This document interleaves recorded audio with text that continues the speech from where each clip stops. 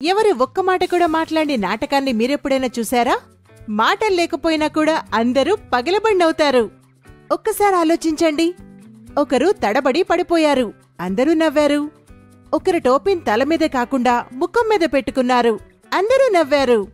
ఒకరు చాలా సీరియస్ గా ఉండిన తర్వాత పోన్ పోన్ అని శబ్దం చేశారు. ఇదే క్లౌనింగ్. ఒక్క మాట కూడా మాట్లాడకుండా అందర్నీ నవ్వించడం.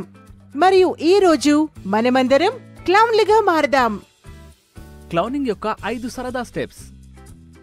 స్టెప్ 1, ఒక సరదా కథ గురించి ఆలోచించండి.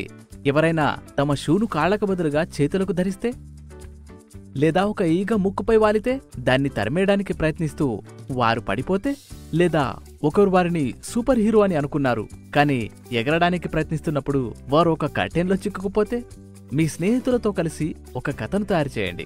అది చిన్నదిగా, సరదాగా ఉండాలి. దీనిలో తప్పులు, సరదా మరియు చాలా నవ్వులుండాలి. స్టెప్ 2, విచిత్రమైన బట్టలు ధరించండి.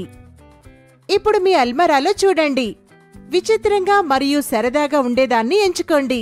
విచిత్రమైన టోపీ, ఒక చేతిలో చిరిగిన చొక్కా, మరో చేతిలో అమ్మచున్ని, పెద్ద సైజు బూట్లు మరియు ఫన్నీ గ్లాసెస్.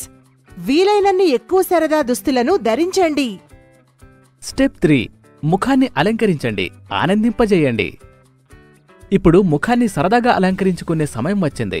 ఒక ఎరుపు గుండ్రాని ముక్కును గీయండి. దానిని రబ్బరు బంతితో కూడా తయారు చేయవచ్చు. మీ నోటిని వెడల్పుగా చేయండి. ఓహో లాగా మీ కళ్లను వెడల్పుగా చేయండి. హే ఏమైంది లాగా ఫేస్ పెయింట్ లేదా స్కెచ్ పెన్నులతో మీరు మీ ముఖాన్ని మరింత రంగురంగులుగా చేసుకోవచ్చు. స్టెప్ 4, మీ శరీరంతో నటించండి. గుర్తుంచుకోండి, క్లౌనర్ ఏమీ మాట్లాడ్డు.